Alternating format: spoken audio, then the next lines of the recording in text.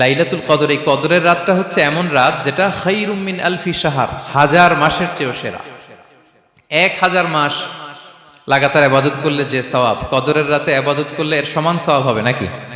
সমান হবে না। আল্লাহ তাআলা বলেছেন খায়রুম মিন আলফি শাহর, না, এর চেয়েও শ্রেষ্ঠ, এর চাইতেও বেশি। 1000 মাসে, অর্থাৎ 1000 মাসে হয় 83 বছর 4 মাস। তো কদরের রাতে যদি আমরা ইবাদত করি তাহলে 83 বছর 4 মাস ইবাদত করলে যে সওয়াব, সে সওয়াব আল্লাহ তাআলা আমাদের আমলনামায় নসিব করবেন। তো আমরা যেন এই কদরের রহমত বরকত থেকে যেন আমরা বঞ্চিত না হই। তো রাসূল সাল্লাল্লাহু আলাইহি ওয়াসাল্লামকে সান্ত্বনা দেওয়ার জন্য যে, হে নবী, আপনি চিন্তিত হবেন না। বনি ইসরাইলের অনেক লোক 1000 বছর হায়াত পেয়েছে, শত শত বছর ইবাদত করেছে, জিহাদ করেছে, তারা হায়াত পেয়েছে বেশি কিন্তু তারা কদর পায়নি। আর আপনার উম্মতকে আমি হায়াত দিয়েছি কম কিন্তু তাদেরকে কদর দিয়েছি। সুবহানাল্লাহ বিহামদি। লাইলাতুল কদর দিয়েছি, যে কদরের রাত 1000 মাসের চেয়েও সেরা। তো এই কদরের রাতকে আবার লাইলাতুল মুবারাকাও বলা হয়েছে। ইন্না আনজালনাহু ফি লাইলাতিন মুবারাকা, এটা বরকতময় রাত।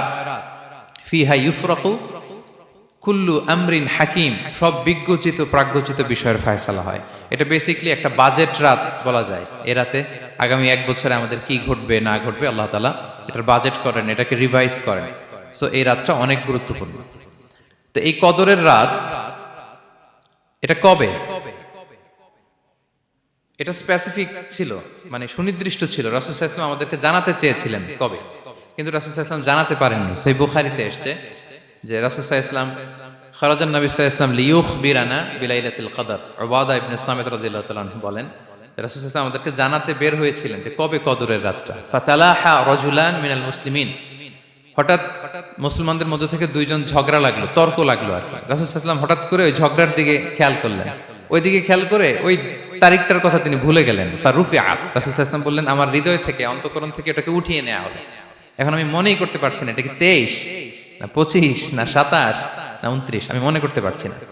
এজন্য রাসূল সাল্লাল্লাহু আলাইহি ওয়াসাল্লাম বলেছেন যে, তবে আমি এতটুকু মনে করতে পারছি, ফালতামিসুহা ফিল আশরিল আওয়াখিরি ফিল ফিত্রি, রমাদানের শেষ দশকের বেজর রাত্রিগুলোতে তোমরা কদর তালাশ করো। বেজর রাতে যদি তোমরা কদর তালাশ করো তাহলে এই কদর সুনিশ্চিতভাবে তোমরা পাবে। তো এই জন্য স্কলাররা সবসময় বলেন যে লাস্ট 10 days অফ রমাদান খুব গুরুত্বপূর্ণ, সবচাইতে the cream time of Ramadan. I repeat, এটা রমাদানের একেবারে মাহেন্দ্রক্ষণ। এই 10 দিনের যে কোনো 10 রাতের যে কোনো রাত কদর হয়ে যেতে পারে, বিশেষ করে অড নাইটস গুলো 21, 23, 25, 27 এবং 29, যে কোনো দিন হয়ে যেতে পারে কদর। সো বুদ্ধিমানের কাজ হচ্ছে আমরা যেন রমাদানের শেষ 10 রাতে লাগাতার একইভাবে একই স্পিডে আমরা যেন ইবাদত করি।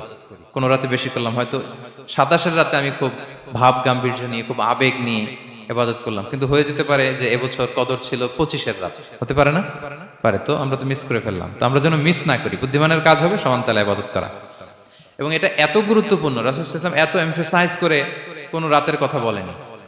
আরবি মাস অনুযায়ী 354টা রাতের মধ্যে সবচাইতে শ্রেষ্ঠ রাত, সবচাইতে শ্রেষ্ঠ